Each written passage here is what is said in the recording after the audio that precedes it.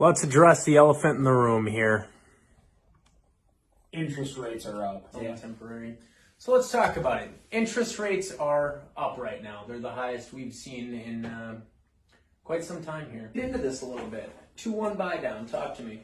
Yeah, what is a 2-1 buy down? A lot of people have never heard of it, and obviously I'm not a mortgage lender, so I always say get the advice of a professional in that regard, but I can give you the gist of it. What a 2-1 buy down is essentially it's a temporary rate buy down, obviously different than buying points down permanently. It changes your payments for the first 2 years of payments. So in theory, the first year of payments, your interest rate, whatever it's locked in at, will be 2% less for your first year's payments. The second year, your payment percentage would be 1% less than whatever that locked-in rate is. And then third year, it goes back to whatever your locked-in rate is. If you buy a $300,000 property, or mortgage, at 5% interest, that first year, you're going to be paying 3% interest.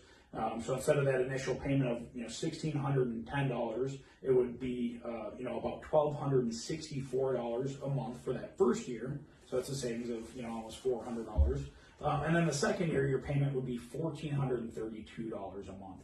And then the third year goes back to that $1,610. So it is a temporary thing. It's not forever. But with the rising interest rates, that can be a great incentive to offer a buyer. If I was listing my home, I'll save you a couple bucks on your first 2 years worth of payments, and maybe you'll be able to refinance down the road, and hopefully rates would trend back downward. Yeah, and that's a good chunk of change you're saving for that first couple of years there too. And this is an important thing to look at, is people aren't necessarily, the price tag shouldn't be the only thing in mind when you're shopping for a house. Obviously you have to be comfortable with that mortgage payment monthly, and so this is an awesome option for while rates are kind of higher right now. This is a great incentive for sellers to offer to potential buyers on their home, especially if you've been sitting on the market for a little longer than you'd like to be. Instead of just reducing that price, 10K price drop, that would realistically only lower a buyer's monthly payment about $40 to $50, whereas this is saving them a pretty good chunk of change, almost $400 a month in that first year. So